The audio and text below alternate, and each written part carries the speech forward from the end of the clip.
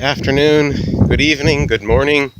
Whenever this video finds you, I hope it finds you happy and healthy.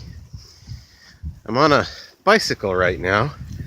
I've had this one for a good while now. It's not my first, it's not my second, it's probably not my third. It is one that has a specific feature, which is, you can see over here,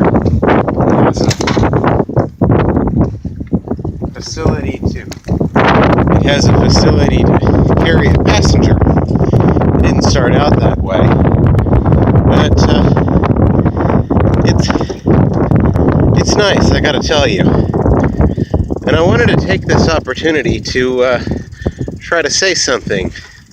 Naturally, this is totally unprepared, other than, gee, aren't bicycles a neat way to get out into the wide open fresh air and have some fun and show your boy a little bit of the world without the hazards of being in an automobile? They have these wonderful hike and bike trails that I just like to get onto. It's a good way to clear the mind of that sense of loss and other things that really can cloud you from just doing a good normal thing with your day. Hello! Hi. Plus you meet some interesting people out there once in a while. So, let's see. A little bit about bicycling then. I used to be probably in the same boat as most of us. We got a bicycle when we were kids, maybe 4, maybe 5, maybe 6 years old, and sat on it and learned to ride it. Probably had training wheels, I know I did. I used my training wheels in the parking lot of a swimming pool that was kitty corner across the street from where I used to live way back when. That's how I learned to ride, and for decades that's all the instruction I had in riding a bicycle. It was, I must have been, let's see, I must have been already in Hawaii by the time I found the website of a certain Sheldon Brown. Now, Sheldon Brown can better be described as the patron saint of bicyclists. He figured out all the body mechanics, and he figured out how to set up your bicycle and make sure you're getting the right one. He figured out how to be safe despite traffic. He figured out how to be safe despite the sometimes backwards and incorrect laws that prevail in a lot of places.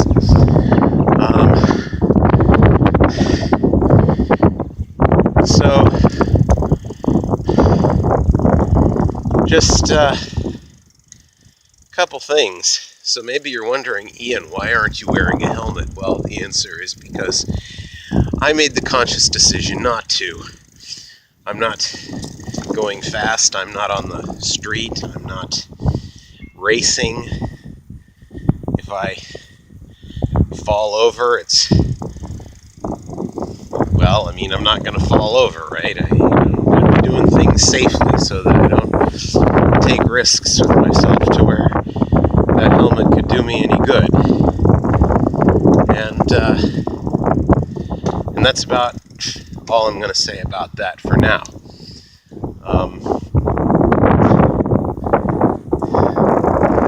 I guess the best safety device is probably not to put yourself in a dangerous situation in the first place. And then if you have to be in a dangerous situation, well, that's when we can talk about protective equipment.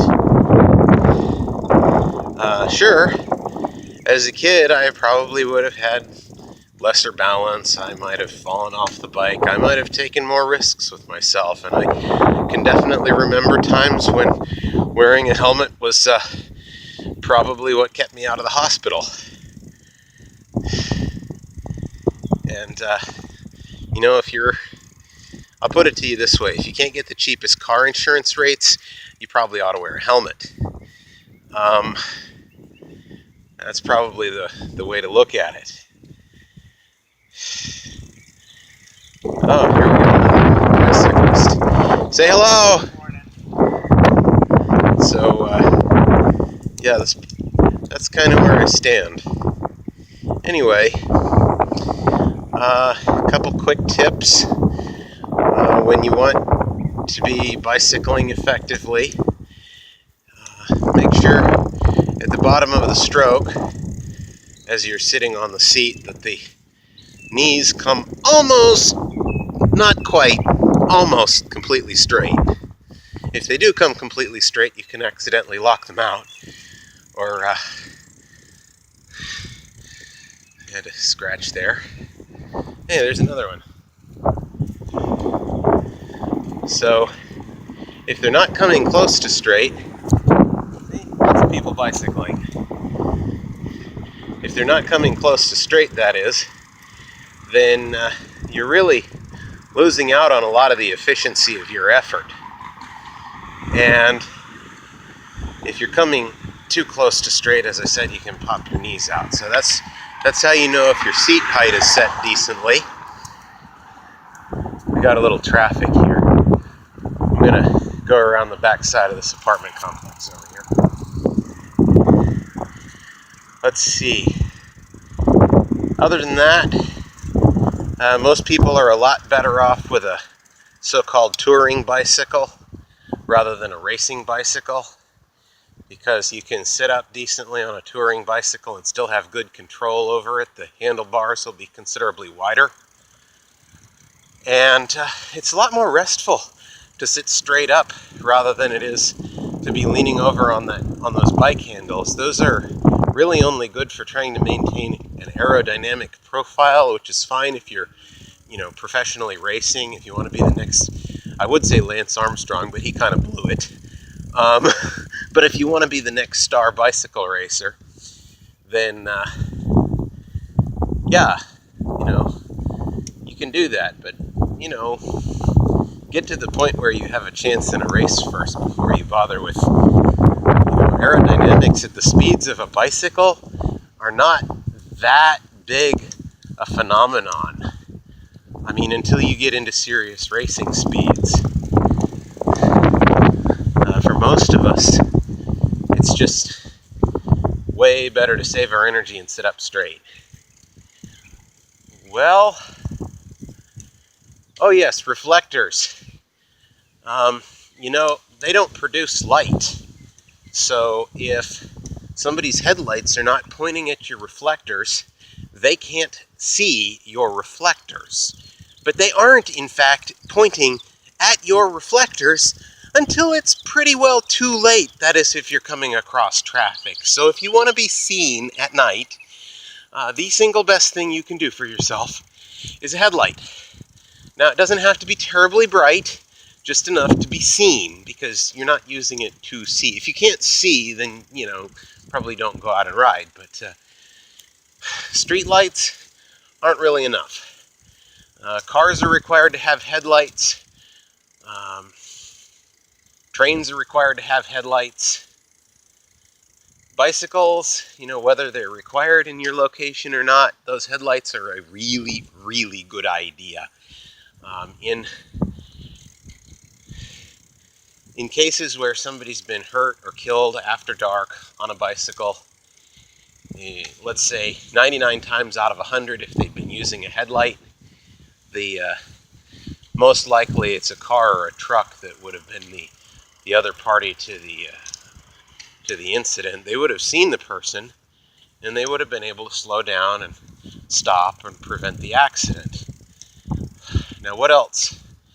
Oh yeah, driving your bicycle on the street is perfectly safe if you take up a lane. If you try to let people pass you and squeeze off into that far rightmost edge, that's how you get sideswiped. That's how you get squished in between the car and the curb, or the car and the bush, or whatever. That's another way people get hurt, injured, killed on bicycles. So if you are driving your bicycle and If you're going to be on the sidewalk, if that's legal where you are, or if you are probably going to get caught, I'm not going to complain, but you know, you have to use your common sense about what you're going to do on a bicycle. If you are on a sidewalk, you have to be especially careful with intersections because your primary hazard is automobiles, and automobiles are looking for other automobiles, which is why if you want to drive a long distance on a bicycle,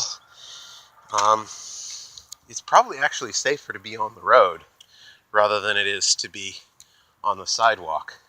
Now, if you are on a sidewalk, then you have this additional... The one way that I got hurt on a bike ever, I was 18 years old.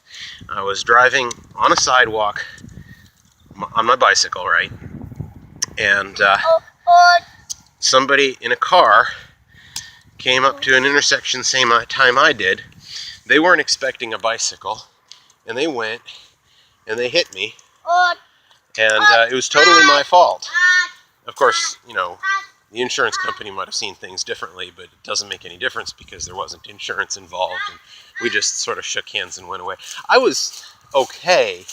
The bike was bent out of commission. Come on, little guy. Let's go play. We got a good playground here for you. Let's go use it, huh? Oh, heavens. All right, well, I'm going to have to track the little guy down and keep him out of trouble. So, this is Ian signing off, and hey, why don't you leave some comments on some of what your experience on a bicycle and some of what you think about it is. So let's hear it. Thank you. Am I right? Am I wrong? Let's get that controversy started, hey?